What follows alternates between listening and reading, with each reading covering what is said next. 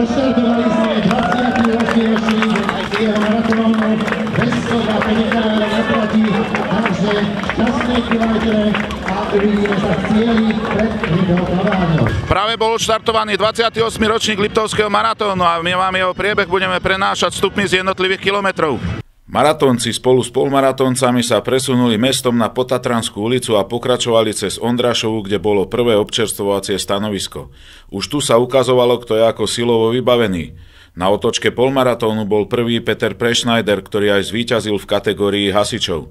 Medzi mužmi sa stal víťazom časom 1 hodina 14 minút 59 sekúnd Milan Fedák z Martina. V kategórii žien vyhrala polmaratón Zuzana Nováčková z STU Bratislava časom 1:23:20. Najlepšou liptáčkou bola Monika Gmucová na 5. mieste. Maratónci mali otočku podstatne ďalej. Nachádzame sa na otočke Liptovského maratónu, konkrétne 22. kilometri 260 metroch na priehradnom múre Liptovskej Mary. Medzi mužmi je na prvom mieste časom 1:21:51 Tomáš Gazdarica zo Ski Alp týmu Malinvo Ružomberok a medzi ženami bola na otočke prvá Anna Balošáková z SKP Čadca časom 1:47:42.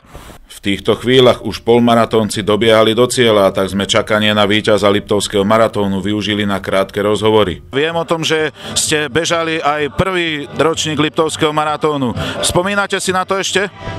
No, prvý ročník som začal bežať, lebo to bol môj vlastne druhý ročník, druhý maratón v živote, ale na 35.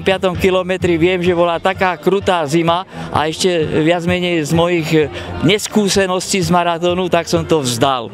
Môj otec bol zakladateľom tohto maratónu.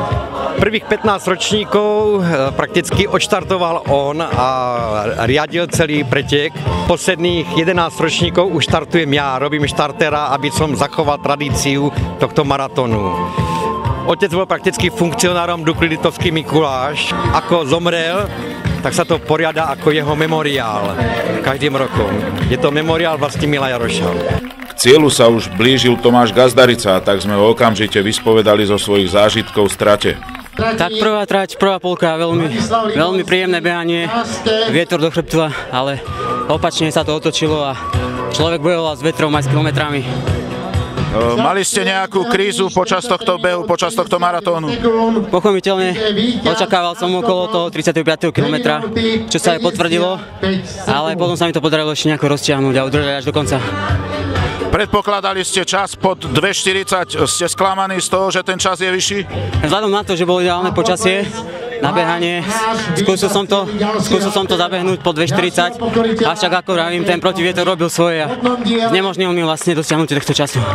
Z Liptovského Mikuláša pre televíziu Liptov Pavol Tomčík.